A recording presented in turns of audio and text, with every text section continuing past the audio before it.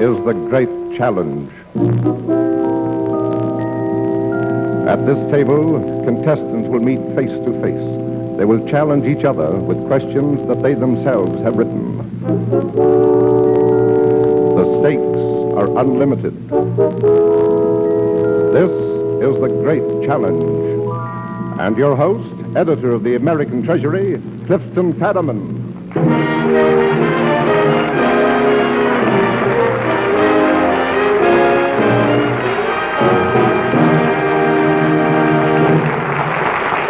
Good evening, ladies and gentlemen, and welcome to The Great Challenge. Now, tonight at our contest table here, several people who ordinarily wouldn't have a thing against each other are going to test each other's knowledge in a particular field. Now, the questions that they use, they have prepared themselves. Let me make that clear. Our contestants have written their own questions. We're simply referees, but of course, in order to make it all worth their while, we provide the stakes. But we've set no limit, and I mean no limit, on the size of these stakes. That depends entirely on how far the contestants' nerve and knowledge will carry. I hope that's clear. Now let's have our first contest. I'd like you to meet two people ready to challenge each other on Gilbert and Sullivan. Here are Miss Marcy Baldwin of Duluth, Minnesota, and Mr. Harold Rubenfeld of Forest Hills, Long Island.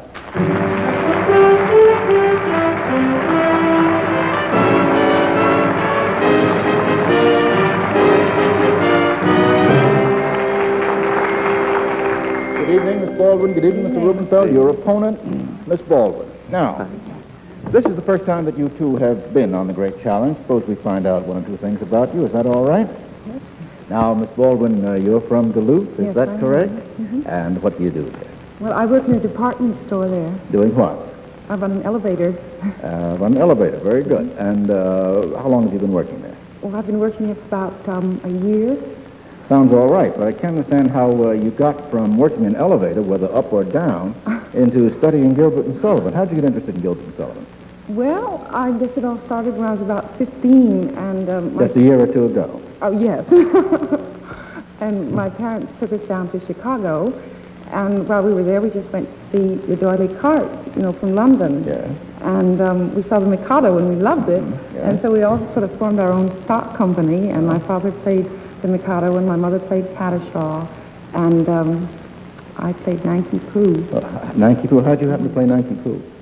Well, I was a tenor at the time. Oh, your voice has changed since then. And ever since then, you've been in the Gilbert and Sullivan groove, Yes. and here you are at this table. That's how you ended up. Okay, Mr. Rubenfeld, what do you do? I work for the post office.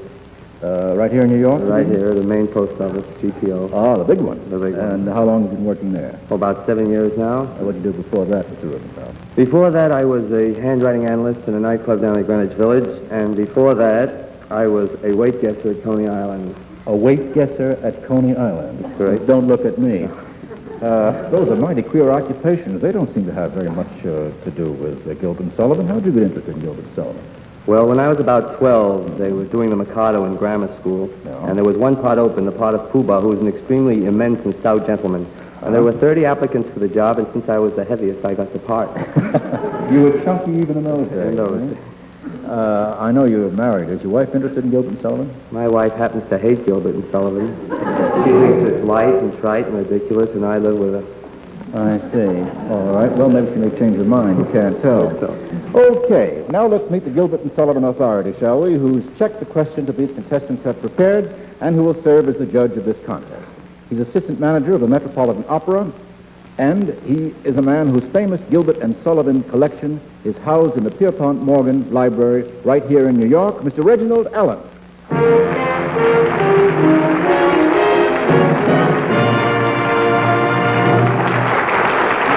Good evening, Mr. Allen. Very good to see you. How are you? Fine, thank you. Good. Have you been dividing your time between the Met and the collection? The Met has got most of it, I'm afraid. Well, that's a fine organization to work for. I've always admired that collection of yours over at the Pierpont Morgan Library. I never knew you were responsible for it, as a matter of fact. My first love. Good enough. Now, during the week, Mr. Allen, you looked over the questions that these contestants have prepared. That's correct? I have. And you were present when they locked them in these cases. Is that right? All right. Will you give them their cases, please? Now, you both have your keys, do you not? Then will you both open your cases?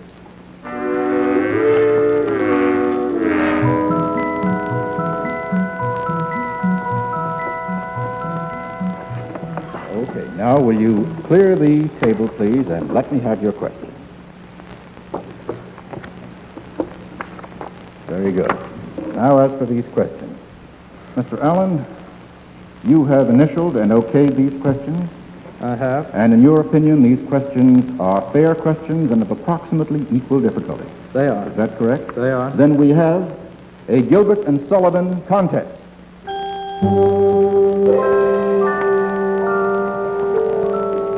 Now, I place before you 6 chips.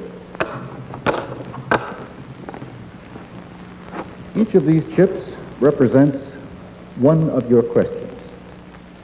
To win one chip, you must either answer your opponent's question correctly or stump him with one of your own.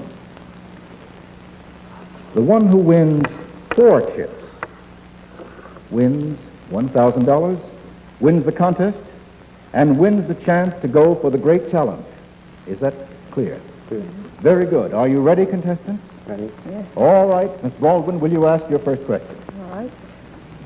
Mr. Rubenfeld, according to the aria sung by the Lord Chancellor in Iolanthe, if you were crossing Salisbury Plain on a bicycle, exactly what would you be wearing? May I have a minute to go through these songs, please?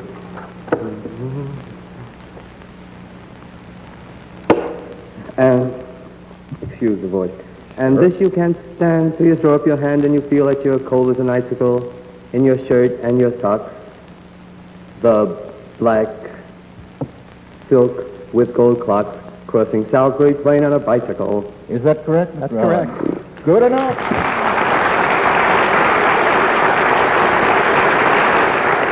One trip to Mr. Rubenfeld, and now, Mr. Rubenfeld, it's your chance to ask a question. Miss Baldwin, in the opera Princess Ida, Hilarion sings an aria about the aims of the university. One of these aims is to send a wire to the moon. Name one of the others. They're going to send the wire to the moon. And they'll set the Thames on fire very soon, very soon. And they'll learn to make the purses with their wigs, from the ears of Lady Circe's piggy wigs. How's that, Mr. Allen? All right. Correct. Good enough. One trip to you, and the score is now 1-1, and it's your turn to ask a question, Ms. Baldwin. Mr. Rubenfeld, which one of the Gilbert and Sullivan operas had its public world premiere in New York City? Well, there was some trouble. I remember Gilbert and Sullivan came to this country because there was some trouble about the copyright laws, and that was either, wait a minute, it was either for Pinafore, no. I think that was the Pirates of Penzance. Mr. Allen? The Pirates of Penzance in New York on 31st of December, 1879. Good enough. That gives you 2 chips. That makes it 2-1. Favor of Mr. Rubenfeld over here. And now it is your turn to ask a question. Miss Baldwin, the famous chorus, Climbing Over Rocky Mountains, appears in 2 of the operas. One is the Pirates of Penzance. What is the other? Oh. Well, that must be one of the lesser-known ones. Utopia Limited. How about that? No, Mr. Todman, that's wrong. It's Thespis, or The Gods Grown Old. It was the first Gilbert and Sullivan collaboration. Sends another chip over to Mr. Rubenfeld, making the score 3-1. Now may I remind both of you that if Mr. Rubenfeld should win the 4th chip, he will win the $1,000 and have a chance to go for the great challenge. And it's up to you now to ask the next question, Miss Baldwin. Mr. Rubenfeld, can you complete this verse? I'll give you the first line, and you go on from there. The Chancellor in his peruke. That's the gondola is. The Chancellor in his peruke, the Earl, the Marquis, and the Duke, the groom, the butler, and the cook, they all shall equal be. Correct, Mr. Allen? That's right. That's the 4th chip, and you win.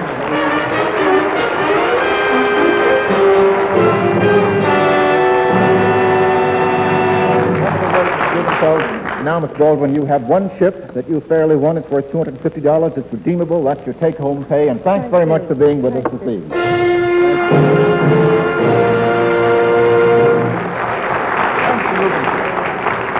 You have $1,000.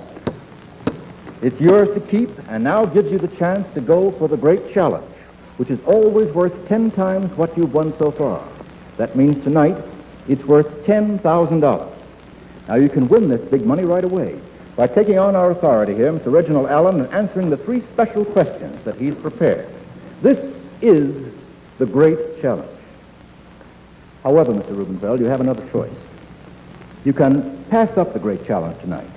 You can come back next week to take on another expert like yourself.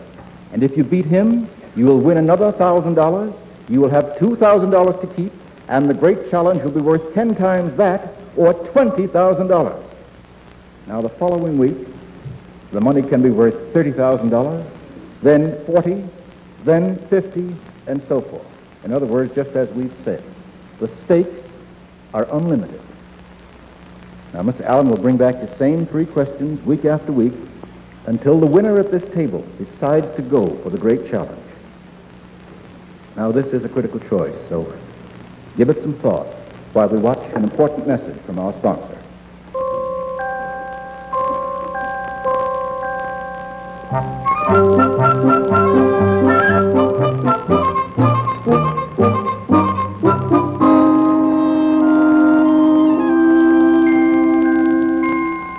Okay, Mr. Rubenfeld, you've had 63 seconds. What have you decided?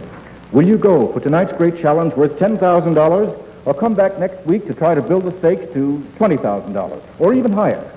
Well, I'll tell you, Mr. Fadiman, I'm sort of on the shaky side, and I don't think I could live through next week. I think I'll go for the great challenge right now and get it done with. Okay. Now, Mr. Allen, will you take the challenger's seat over there for the great challenge?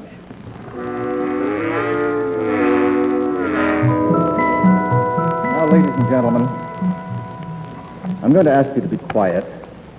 No distractions. Let's give Mr. Rubenfeld every possible chance. Because, ladies and gentlemen, this is it for $10,000. Will you issue the great challenge? The questions I have are musical questions. May I send these excerpts to the piano player? I don't see why not. Milton DeLug, would it be all right if Bernie Layton came up and collected these questions? Come on up, Bernie. Thank you very much, Bernie. Okay. Well, now go ahead with your questions. Each of my 3 questions is based on a Gilbert and Sullivan song, which you will presently hear. The first one is, what revolutionary invention is mentioned in one of the verses of this song?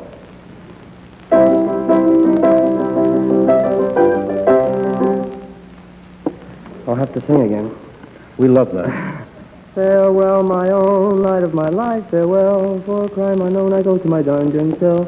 I will atone in the meantime for a bone, I'll pick with the sail or so. For a crime unknown, I go to dungeon cell.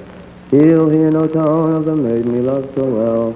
There it is. No telephone communicates with a telephone. Is that right? That's correct. Of course, you had to go through almost the entire opera to get to that. The next question. The second. The music you will hear is from a duet. Tell me what important personal possession of the feminine singer in this duet she has had with her since her infancy.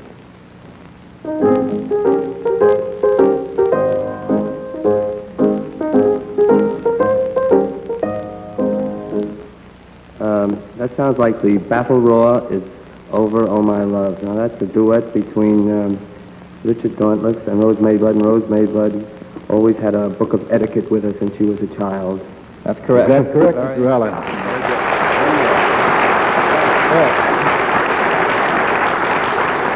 Now, on this third and last question depends the winning of $10,000. Is that correct? That is correct. Okay, let's have And the now third and last. this is it. Give me the name of the celebrated Gilbert and Sullivan star who first sang this part.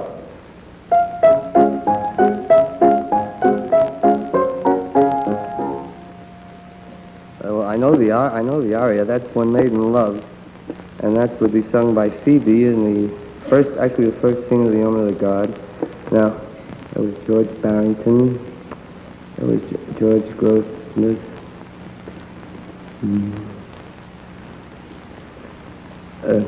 Jesse Bond. Jesse Bond is correct. Ooh, congratulations.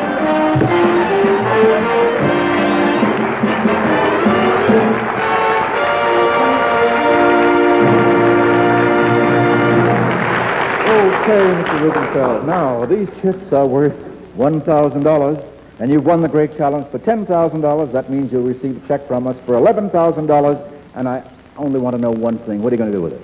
Well, first of all, I'm up to here in a mortgage for my house, so I'll pay that off. And then I'm going to buy all the recordings of all the Gilbert and Sullivan operettas and give them to my wife and still see if she still thinks they're trite and ridiculous. By the time you're holding that, you will have changed your mind. Well, thank you very much. Thank you very Congratulations. much. Goodbye to you, and goodbye to you, Mr. Allen. Thank you.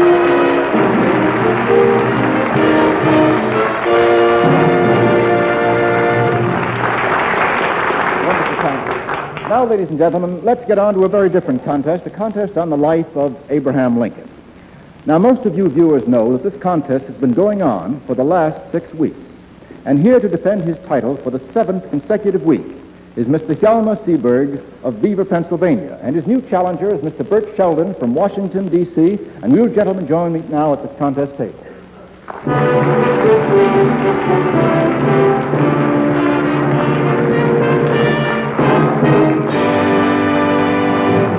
Mr. Seaberg, Mr. Sheldon.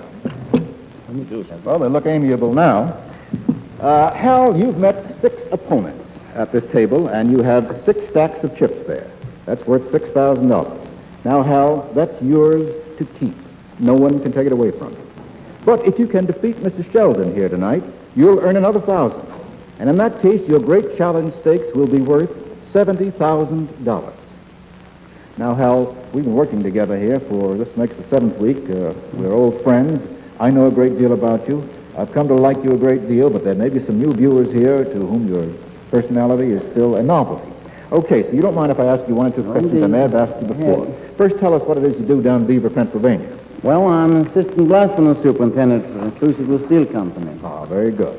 And how do the fellows down at the plant feel about the great challenge and all this big money that you've been rolling in? They kid me an awful lot. They said if I get all this money, well, I'll buy the plant. And yes, I will. I said, I'll buy you all. Well, I don't know. Even if you win $70,000, I don't think you'd buy that particular plant. No, Let's see. You came to the States, what was it? You told me last week it was about 25 or 30 years ago. wasn't it? 32 years ago. What made you decide to stay in our country, Hal? Well, truth about it, there was a girl involved. Oh, there always is. Yes. She made you stay here, eh? Yes, sir. A good thing for both of us. And how did you happen to become interested in the history of our country? Well, Mr. Fetterman, it was this way. I made up my mind to stay here, become an American citizen, or give up my Swedish citizenship, and I was looking for something to replace what I lost Yes. in doing that. Yes. So I wanted to learn all I could about America, and I started American history. I became fascinated in the Civil War. Yes. And from the Civil War, there was just a short step to Lincoln. Ah, yes. Well, now, tell me, what is it about Lincoln? I know you've studied him a great deal. What is it about Lincoln that you most admire? Well, I'll say his humanitarianism and also his humility. I think those are two of the traits that all of us Americans feel are marked in Lincoln. Thank you very much indeed. Now, I'd like to turn to you. Bert? Lincoln authority here. Bert, what do you do? I've been 32 years with the D.C. Metropolitan Police down in Washington. I see. And what rank did you finally rise to, Bert? A lieutenant. A lieutenant. Very good. How did you happen to get interested in the Great Emancipator? Is your story at all like Hal's over here? Perhaps I was a boy in Jefferson City, Missouri, and used to play hooky every time they'd have public speaking. Yes. I was too bashful to get up and recite a piece of poetry, so the teacher, instead of fussing at me or whipping me, we were allowed to whip the children in those days, gave me a book. Mm-hmm. And she said, you read this book and come in and give a book report on it, and I did. And what was that book? Boy's Life of Lincoln by Helen Nicolay, whose father was Lincoln's secretary. Do you mean to say that you owe your presence at this table to the fact that you used to play hooky? Yes, sir. I see. Well, now tell me, that's the best plug for hooky I've ever heard of. Tell me, does your wife assist you in your researches? I know you're married. She doesn't. She's very busy. She has an important job. What's that? She is director of compulsory school attendance in Washington, D.C. Still looking after you, is that right? Okay, now let's meet again the judge of this contest, our Pulitzer Prize-winning Lincoln authority, editor of the American Heritage magazine, Dr. Bruce Catton.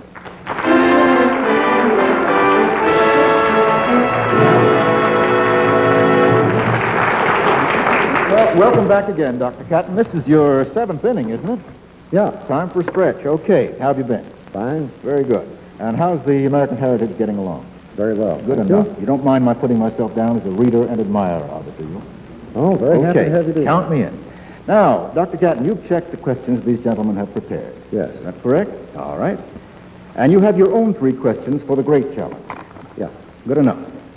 Maybe we'll use them tonight. Now, will you give Mr. Seaberg and Mr. Sheldon their cases? You may open your cases, gentlemen.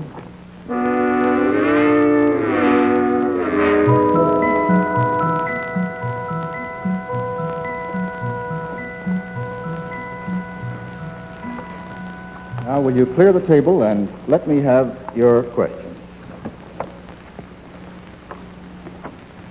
You look at these questions with me, Dr. Catton. You have checked and you have initialed these questions, Yes. have you not? I have. And you would say that in your belief they are fair questions and of approximately equal difficulty. I think they are. Then we have an Abraham Lincoln contest. Now, gentlemen, I place these 6 chips before you. Each one of these chips represents one of your questions. You can win a chip either by answering one of your opponent's questions correctly or by stumping him with one of your own.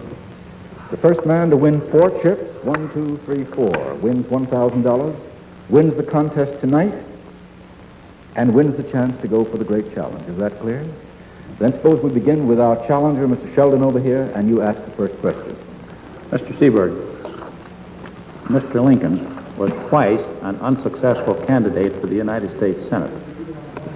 He was defeated once by Mr. Douglas, Stephen A. Douglas. Can you tell me who was the other successful candidate?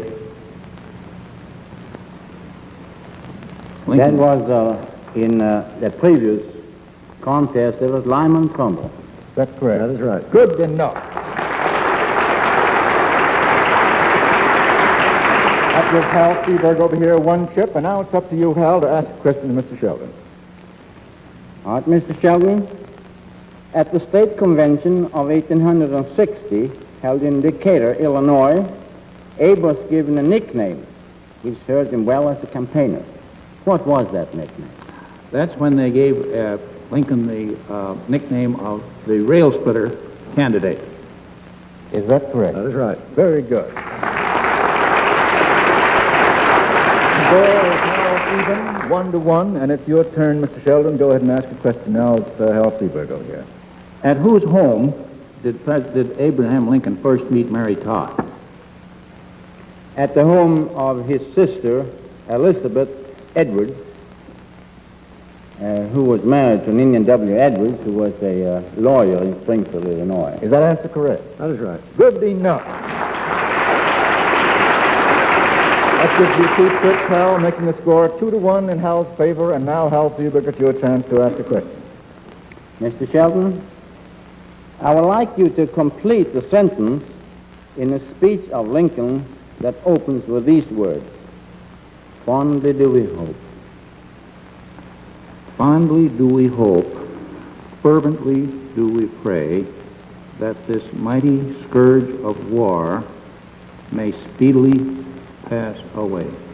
Dr. Catton. That's exactly right. Oh, good enough. Sends another chip over this side of the table, making the score now 2-2, or even, and it is your turn to ask a question, Mr. Sheldon. In the election of 1860, Mr. Seaberg, Abraham Lincoln received less than a majority of the popular vote, but his electoral vote gave him the presidency. How many electoral votes did he receive? 180. Is that correct? That is right. Very good. The score is now 3-2 in favor of Hal Seaberg. And Hal, it's your turn to ask the question, and this is the deciding chip, ladies and gentlemen. Go ahead, Hal. Mr. Sheldon, who was Abe Lincoln talking about when he referred to his beau ideal of the statement? George Washington. Is that right? I'm sorry, no. That Henry is. Clay. That sends this final chip over to you, and you've won. Good enough.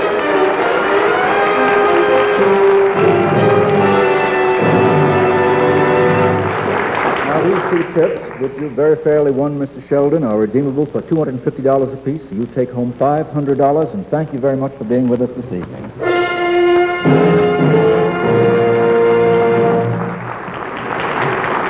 Well, you have another $1,000. We'll put it in here.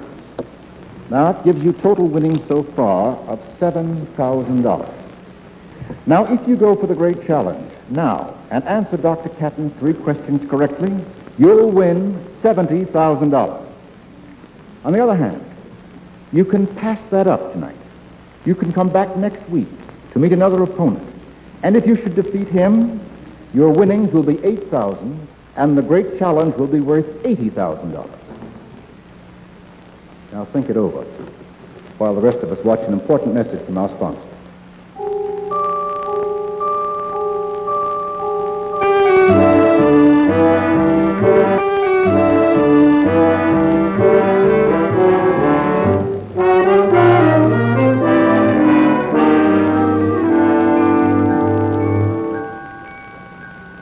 Okay, Hal, you've had 67 seconds to think it over. What'll it be? Will you go for tonight's great challenge of $70,000 or come back next week to build it up to $80,000 or even higher?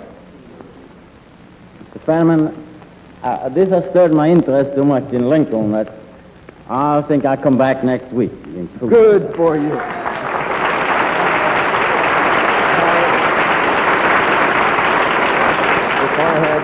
If I had 80,000 hats, I'd take every one of them off to you for your courage.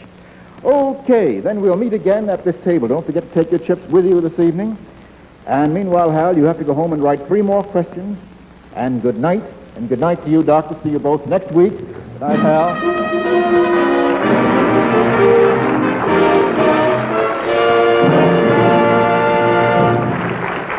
Well, ladies and gentlemen, our time is up for tonight. Hal Seaberg will be back next week to meet another opponent in an attempt to build the stakes up to $80,000. And we'll have 2 new contestants to begin an exciting contest on a new subject, the Kentucky Derby. Our judge for that contest will be the popular sports authority and president of Churchill Downs, Mr. Bill Cora. So until next week's great challenge, this is Tipton Fadiman saying good night all.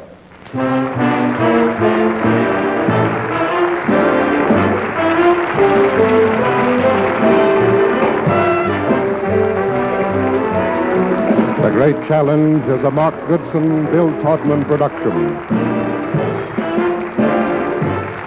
In association with the CBS Television Network.